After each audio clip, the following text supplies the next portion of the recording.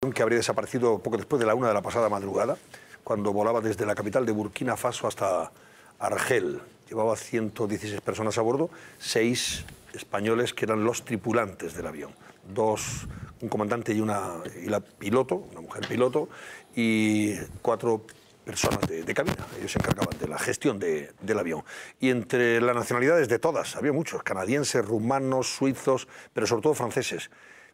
Más de 50 franceses. Y desaparece el avión después de haber despegado, 50 minutos después de despegar de Burkina Faso. Parece que hay mal tiempo en la zona, tormentas de arena. En cualquier caso, creo que hay muchos detalles que nos van a despejar o aclarar en la medida de lo posible nuestro invitado, que es Ariel Socron, es el responsable del Departamento Técnico del Sindicato de Pilotos de Líneas Aéreas, del SEPLA. Muy buenas noches, Ariel. Muy buenas noches. Gracias por acompañarnos. Antes de darnos su primera versión, la impresión que usted tiene a tenor de los datos que se conocen, pero que han movilizado a toda Francia, lógicamente, en España, puesto que tenemos también compatriotas, desgraciadamente, entre los posiblemente fallecidos o víctimas en cualquier caso. Vamos a conocer cómo se produce la secuencia de este accidente y lo que hasta ahora se ha podido transmitir. Se estrella en medio del desierto un avión propiedad de la compañía española Air Swift. A bordo del AH5017 volaban 116 personas, 6 de las cuales, la tripulación, era de nacionalidad española. Hasta el momento se ha confirmado que 50 de los pasajeros eran franceses, 24 burkineses, 6 argelinos, 5 canadienses, un maliense, 4 alemanes, un camerunés, 8 libaneses, un rumano, un belga, un ucraniano, un egipcio, un suizo, y todavía quedan 3 personas sin identificar. En los compases iniciales de un accidente aéreo es imposible determinar cuál es la causa del suceso. Es imprescindible esperar a encontrar los restos de la aeronave. A los 50 minutos del despegue se pierde el contacto con el aparato. El vuelo comercial que cubría la línea entre Burkina Faso y Argel desaparece en el desierto del Sahel. Fomento ha activado un gabinete de crisis y el ministro de Asuntos Exteriores ha puesto a disposición de Argelia y Mali todos los medios técnicos y materiales necesarios para localizar e investigar el avión siniestrado. Por el momento la situación es confusa. Seguimos todos los ministerios afectados siguiendo la situación. Semana negra para la aviación. Es la tercera vez en 7 días que se produce un incidente aéreo, tras la tragedia del Boeing 777 en Ucrania y la catástrofe de Transasia en Taiwán. Agustín Comerón era el piloto de este avión y Isabel Gos la copiloto. Residen en Baleares. Agustín era extremeño, pero vivía ya en Baleares. Y el resto de la tripulación, otros 4 españoles, tengo las iniciales de sus nombres y apellidos, Madrid y País Vasco. Otros 4 más. Bueno, Ariel, ¿por qué cree usted que desapareció este avión de Swift Air, de esta compañía española, pero que estaba operando, alquilado por Air Algérie, por la compañía aérea argelina? En este momento es demasiado pronto para empezar con hipótesis, como muy bien decía mi compañero David Guillamón. Es tremendamente aventurado el apuntar a una única causa en este momento en el que ni siquiera se ha encontrado la aeronave o los restos de la aeronave. Bueno, se ha hablado de que el avión despega de la capital de Burkina Faso y a los 50 minutos parece que el piloto tiene, en fin, la prevención de comunicar a la torre de control de la capital de Burkina Faso que se va a encontrar con una tormenta de arena o con una tormenta inquietante, sí, cuanto menos.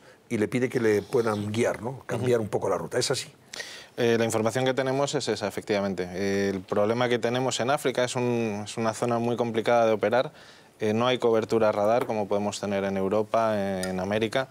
Las condiciones meteorológicas son muy cambiantes. Además, es la zona de convergencia intertropical donde se desarrollan la mayoría de lo que luego, posteriormente, una vez que llega al Caribe, se convierte en huracán.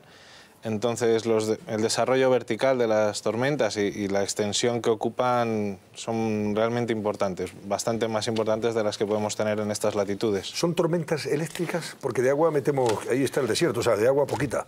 Bueno, ¿son tormentas eléctricas? Son tanto eléctricas como de aguas, justo en la parte de abajo del Sáhara, casi donde empieza la selva intertropical. Y evidentemente hay agua, hay aparato eléctrico y en superficie hay arena en suspensión.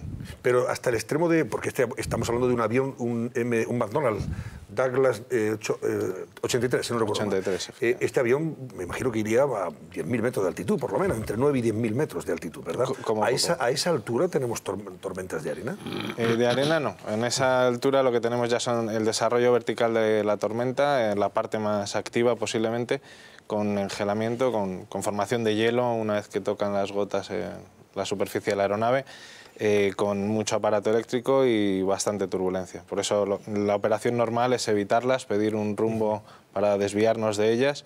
Al no tener radar, no tener cobertura de los servicios de tránsito aéreo, OACI estableció una frecuencia en la que estamos todas las aeronaves de la zona y vamos comunicándonos entre nosotros dónde estamos, la posición, la altitud, el rumbo que llevamos, al punto al que vamos, para así tener todos una conciencia situacional del resto de aeronaves con la que estamos compartiendo el espacio aéreo. Y así ir desviándose de las zonas especialmente complicadas. Porque esto te pasa, ese escenario, por ejemplo, lo vives en Europa y puedes perfectamente evitar esa zona tormentosa, ¿no? Así es, en Europa tenemos cobertura radar, claro, un sistema de tránsito aéreo excepcional y bueno, ellos son los que coordinan esos desvíos. En África, al no tenerlo, dependemos de nosotros y del resto de compañeros. Una duda. ¿Qué significa no tener cobertura de radar a efectos prácticos? A no tener radar. Prácticamente no hay servicio de tránsito aéreo, no hay controladores.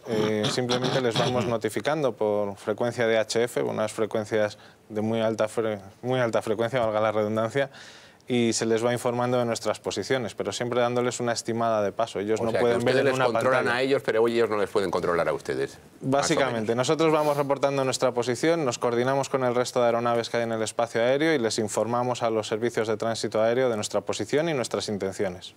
Ariel, usted ha sobrevolado esa zona muy a menudo porque es piloto del Airbus 320, nos decía antes. O sea que esa zona la conoce también pues in situ. Sin ir más lejos, este fin de semana estuve en Ghana y obviamente usando la misma aerovía y el mismo espacio aéreo. No se encontró ninguna complicación atmosférica, ¿no? No, de hecho estaba bastante tranquilo para lo que es esa zona. En este tiempo. ¿Se puede pensar que la arena o incluso la arena con el hielo eléctrico puede llegar a entrar en el flujo de aire hacia la turbina y puede haber producido en las aletas de la turbina algún problema que le ha impedido funcionar y que provoca la caída? Sin duda alguna, todo objeto extraño que entra en las turbinas va dañando los álabes y puede llegar a apagar un motor. No es normal en altura encontrar mucha cantidad de arena en suspensión, sí lo es en las fases de despegue y aterrizaje.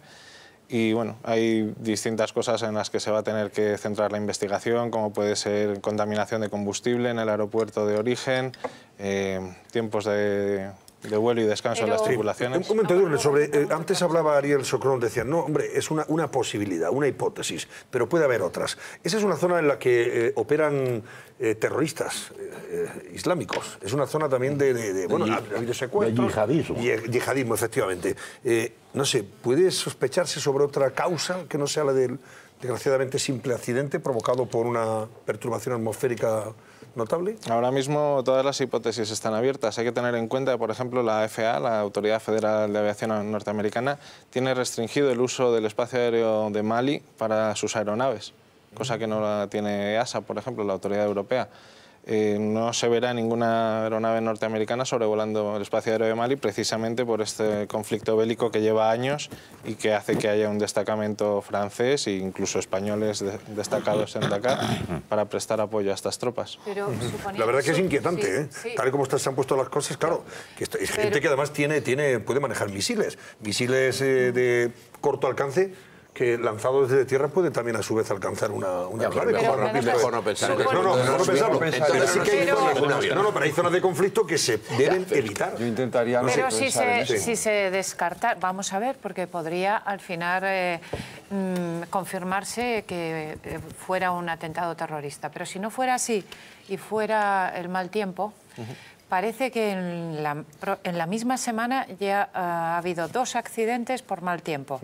Ayer en Taiwán y hoy en Mali, ¿no? El de Taiwán no era Malaysian Airlines, perdón, ese era el de la semana anterior.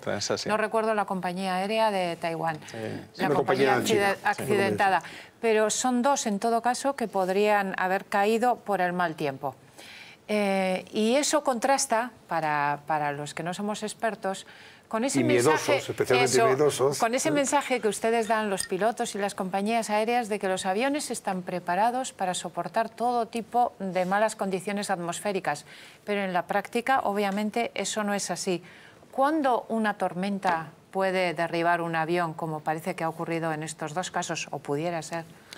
Bueno, como ha pasado en el caso del ATR de Transasia ayer en Taiwán, normalmente las tormentas afectan especialmente a la aviación a niveles muy bajos, normalmente en la aproximación o el despegue. Como en el de hace 2 días, ¿no? Sí. Que era el caso. Intentaba tomar tierra, después de haberlo intentado a su vez 2 veces. A ver, pero siga. Efectivamente. Una tormenta a nivel de suelo lo que hace es crear distintas variaciones del viento, aumentando las rachas, disminuyendo las rachas, cambiando la intensidad y sobre todo el origen del viento. Viene de un lado, viene de otro, y eso provoca que la aeronave pueda perder la sustentación y bueno, no ha sido 1 ni 2 los accidentes que hemos tenido precisamente por eso.